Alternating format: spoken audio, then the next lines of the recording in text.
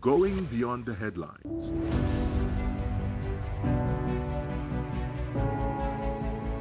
Asking the questions you want answered.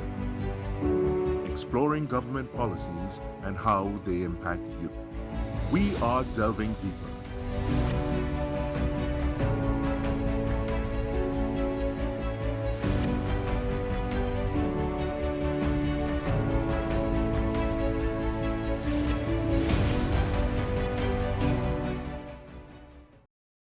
Good evening and welcome to Delving Deeper. I am Sunalala, filling in for Ayana Carter. Joining us this evening is the Honorable Foster Cummings. He's the Minister of Youth Development and National Service. Good evening, Minister Cummings. I know it's not your first time on Delving Deeper. Welcome back. Thank you, Sunil. I'm pleased to be here. Now let's start off with your ministry was created just about 3 years ago. And as the name suggests, it's focused, it's centered on youth. Has your ministry been delivering on this mandate? I would say yes, we have, certainly. The ministry, as you correctly said, was established just about 3 years ago. I came in as minister about 2 years ago. And since its inception, the ministry got involved in the creation and approval of the National Youth Policy, which takes us up to 2025. Of course, you know, we cater for young persons between the ages of 10 to 35. And we have been able to put together a suite of programs geared towards development of young people as has never been done before in Trinidad and Tobago. And as well, we are soon to introduce some of our national service programs, and collectively that umbrella, that basket of programs is what the ministry has been delivering and will continue to deliver to the public.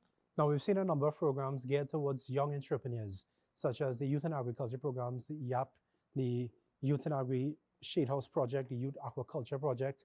How is this going, and what is your ministry looking to achieve with this? A major platform on which we intend to promote youth development is youth entrepreneurship and youth getting involved in business. One of our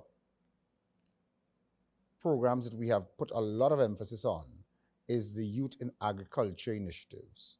And only recently we launched at Napa the programs, the three cohorts, the immediate cohorts for these youth and agriculture programs. This is the Shade House program, which is 100 young people each year, the aquaponic program, the aquaculture program, which is another 100 persons each year, and the most popular of them is the homestead program, which trains annually, takes a cohort in of 200 full-time plus 200 part-time. And our mission is that in terms of youth and agriculture, we will by 2025 introduce 1,500 new farmers into the industry under the umbrella of these three programs. We will be getting a lot of traction, a lot of young people interested, and as you know, the Homestead program will give 2 acres of fertile land, a starter home, and a grant of $20,000, including a 2-year training program at UTT ECIAF.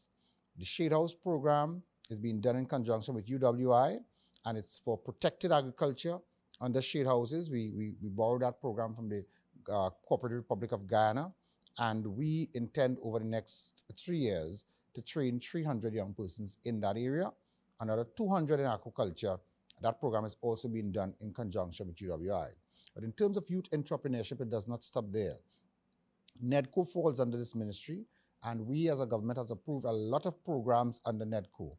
The major one that we will roll out in this fiscal is the Youth Micro Business Grant, which is $20,000, and we intend to target 1,000 young persons each year. So over the next 3 years, we will distribute to qualified applicants 3,000 micro grants each year for startup businesses. So we are training a lot of persons, but after they train, this is the opportunity for them to get involved as entrepreneurs into their own businesses. We also have the Business Accelerator Program, the Business Incubator Program, the business parks that we launched this year, as well as the Business Hub, which is a one-stop shop. So if you have an idea, you come into the hub and we take you from business plan, registration, mentoring, etc. So we have quite a number of programs geared towards getting persons into business to create jobs as opposed to job seekers.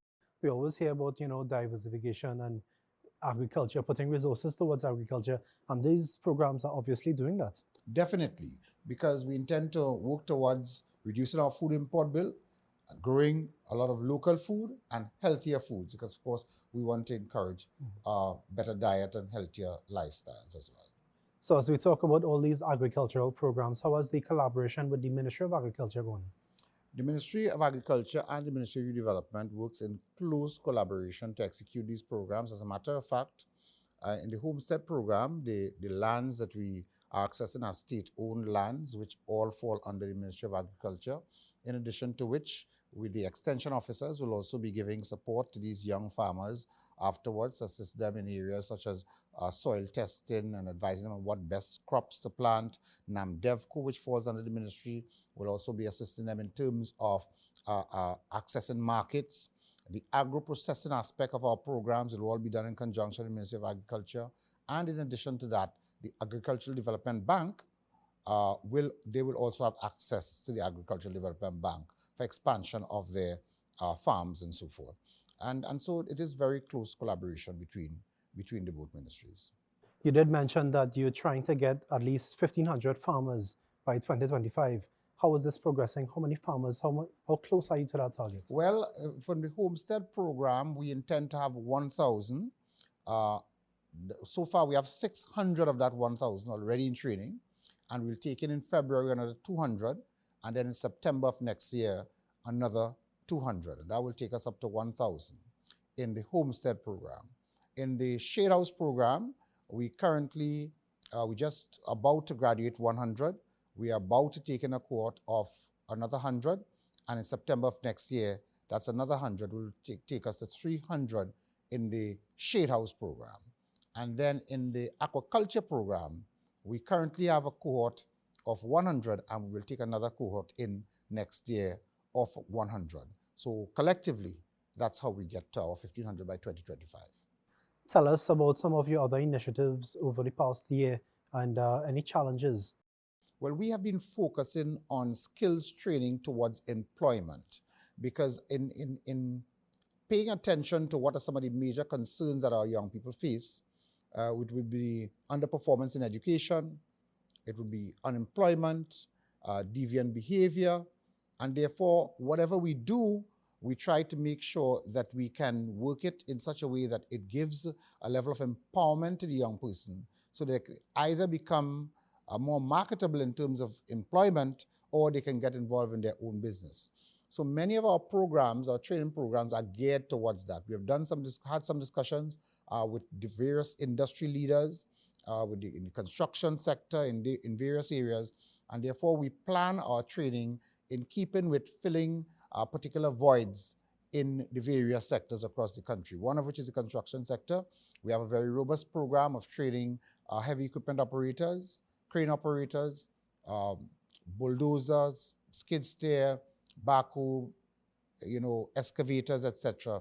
And we also train a lot of persons in like computer repairs, computer programming, and not to leave out the traditional skills such as carpentry and masonry, tailoring, etc. So quite a wide range of programs. We have over 30 programs coming out of the Ministry of Youth Development and National Service. You would know that we have announced that we are going to reopen all of the youth camps, which are now called youth apprenticeship centers.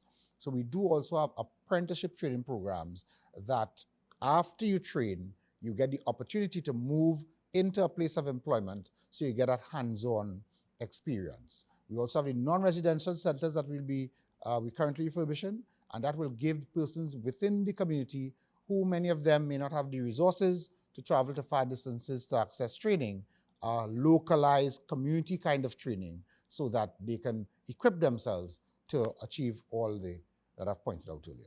You've spoken very highly of the MyLab program, and at a recent graduation ceremony, for just about 100 graduates, we saw many of them getting full CSEC passes, seeking jobs, and you talked about a new program to expand it for young girls, something similar to the MyLab program. How has this been progressing? It's a remarkable success story, the MyLab program, not only in terms of the academic achievements that flow from the participants, but also in terms of behavior change. Because many of the young men who entered this program did not do well at secondary school at all. They were either dropouts or underperformers coming out of secondary school with no O-levels. So you can imagine how pleased we all were when we saw persons coming out who came into that program with 0 O-levels, leaving with full certificates. As a matter of fact, the valedictorian of the last graduating class went in with 0 and came out of that with 4 1s and 2 2s. Certainly this program is making remarkable strides.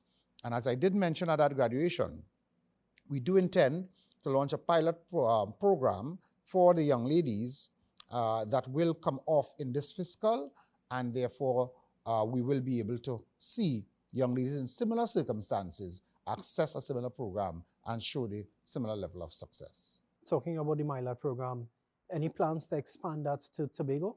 We are in current discussions with the THA in relation to all of the programs that we are having. As a matter of fact, I'm supposed to journey to Tobago again as we collaborate on our first initiative, which is the Shade House program. We will be giving to the THA a quantity of shade houses to establish for some of their young farmers in Tobago. And we intend to collaborate on the other programs as well. MyLat is one that we have been in discussions with, but because it is a residential program, we have been able to accommodate participants from Tobago in the MyLat program here in Trinidad. But we, as I said earlier, we do intend to collaborate with the THA to introduce some of these programs in Tobago. But the program will be expanded. We are currently refurbishing the Mausika Old Teachers Training College, where MyLat currently resides, to be able to expand the intake there. And the government has as well taken on board the beach camp facility, the former Petrotrin facility in Palo Seco, which we are currently also doing some refurbishments and preparation works there to accommodate a MyLat MyPart CCC program in South Trinidad. Now, another program under the Specialized Youth Service Program is the Civilian Conservation Corps. On average, how many young people between 18 and 25 actually are making use of this program at this point in time? We currently have between 1,000 and 1,200 as the number annually that graduate or take part in this program. Our last graduation number was about 800. We have since moved to increase the intake. And it's our intention to expand that program throughout the country. We do have a center that we're looking at Palo Seco, several on the East West Corridor in central Trinidad. And the program has such a wide range of training opportunities for young persons coming out of secondary school, and some of them who may not have completed secondary school, that we think that that program will prepare a lot of them in a very short space of time, because the program is between 9 months to 1 year, will prepare them. Many of them have already gone into their own business coming out of that program, electricians, plumbers, in culinary skills, beauty culture, quite a wide range, and they do it very well. We think we're making a great impact with that program as well. I haven't heard you talk a lot about transition homes. Tell us about transition homes which house young men and women between 18 and 24. How is that going? We have been having issues in the past of young persons coming out of community residences, what you'll call the orphan home. And as they attain the age of 18, they are then at that age where they have to graduate out of that arrangement. And in the past, because there was nothing else in place, many of them ended up on the street, not being able to properly enter what we may call the regular living circumstances. The transition home is designed to absorb them as they exit the community residence or the orphan home. And during that 2-year program, we will offer them some level of training, some level of preparation for entering the workplace, getting a home of their own, getting a job to take care of themselves. So that transition period of 2 years offers them both male and female, because we have the Josephine Shaw Transition Home that we just completed the refurbishment of in Port of Spain. We are currently doing one at Sevilla in Cuba, also for ladies. And at St. Madeleine, we have the transition home for young men that we have just expanded. The work is about 90% completed. We've just expanded to double the intake at that facility. As a matter of fact, 2 of the young men currently at that facility are enrolled at the UWI. and completing their studies there. So that type of support is required for them, and many of them are very appreciative of it. And as well, we know as a government and as a society that we are making sure that people just don't move from an orphan situation and become street dwellers.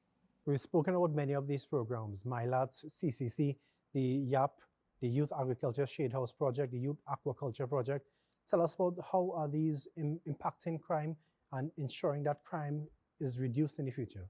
You know, the question of crime, as we talk about that, it's not only a question of crime detection and arrest and trial, prosecution and sentencing, conviction and sentencing.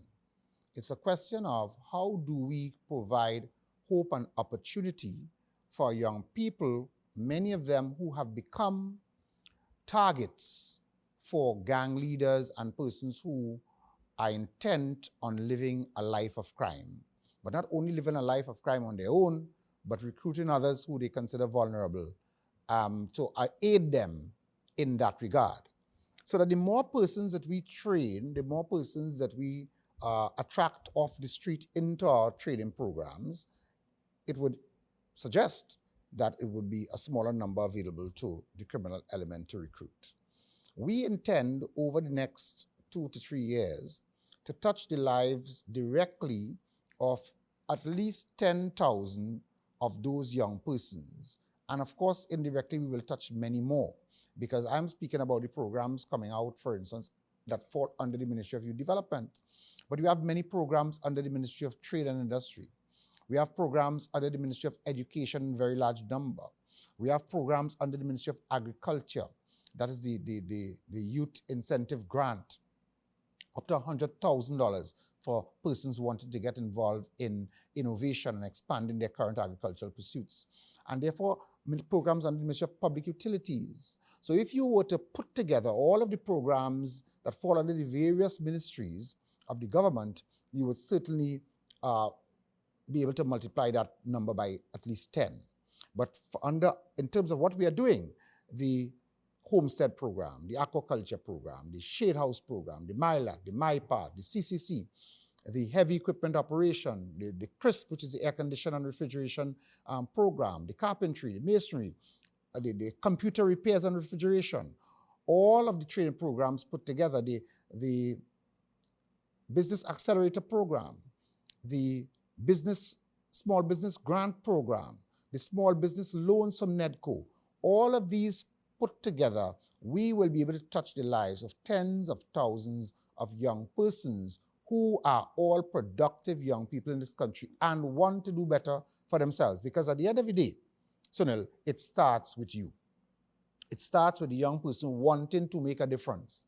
There are many of them like that. And as a government, we aim to create that opportunity for their empowerment. Do you have any other programs that may be coming soon again? The National Service Program is one that we will launch very soon. And that National Service TT program, we have already received cabinet approval for that, will be based at the Palo Seco complex and at the Mausika Training Complex. It will incorporate some of the programs currently under SYSP, but will also bring on board a lot of volunteerism for persons who may have already excelled in life, and we want to encourage that mentorship and sharing of experiences. And therefore, persons who are success stories will be able to come in as volunteers and help to mentor some of the young persons who will come into our programs. We aim to touch at least about 5,000 young persons through this National Service Program, and very soon we will be able to launch and give all the details in regards to that program. With regards to MyLAT and the Youth Agriculture Shade House project, all these projects, how much are we seeing applying? Is it oversubscribed at this point in time? Oversubscribed. That demonstrates the amount of interest we have by young people to come forward and make better of themselves. If, for instance, in the one number that comes to mind is the Homestead program. When we advertised that program initially, we were looking for 200 applicants. We got over 1,400. And this year, again, the number around the same thing. It's about 1,500 applicants. For the part-time program, I think it was about 1,300. So every time we advertise these programs, the level of interest really encourages us and lets us know that we are on the right track with what we're doing based on that kind of experience. Minister, can you give us an update on both the Geriatric Adolescent Partnership Program and the Retiree Adolescent Partnership Program? The RAP, which is the Retiree Adolescent Program, another very successful program, and I am hopeful that we will be able to look at that program and see how we can enhance it. It's a community-based program. It involves retirees, former teachers mainly, and they come forward and give up their service in terms of assisting with homework for many students who do not have that kind of support at home. Many of them, their parents are either at work, or some of the parents may not have attained the educational level to be able to give them that type of support, and the RAP program does that very successfully. The GAP program, which is a program that also allows some sort of relationship between senior citizens and adolescents, and it's a care program. They offer care to those persons who are aged and who require that type of support. It has been around for a while and continues to expand and give great support to our senior citizens. The budget will be read tomorrow. What can we expect from your ministry, the Ministry of Youth Development and National Service, as we go into fiscal 2023-24? What you can expect is an expansion of the various programs I've spoken about, the agricultural programs in particular, the skills training programs, and therefore I think what we have in store is for the first time, a wide range of programs specifically targeting our youth population, and for which many of them have taken the opportunity to avail themselves of. And this budget is going to be no different. We are going to continue to provide those programs for our young people. What was your main priority you put forward to the Minister of Finance in preparation for the budget 2023-2024? It is the Youth in Agriculture program. We are looking forward to the continuation of that program. It is also the apprenticeship program that we think has been doing very well. One, providing on-hand skill training for young people, and then an opportunity to get some on-the-job training along with it. And as well, our other programs that works towards continued skills training and mental health and all of those issues associated with our youth policy as we have spelled out over the last year or so. So we are very optimistic that we will get that support and be able to roll out these programs within this fiscal year. It's no secret you face your fair share of criticism from the opposition. How has this impacted you or your ministry? I try my best and I live my life not to allow distractions to get in the way of the performance of my responsibilities. As you know, I'm a member of Parliament for La Hocquettat Al Paro.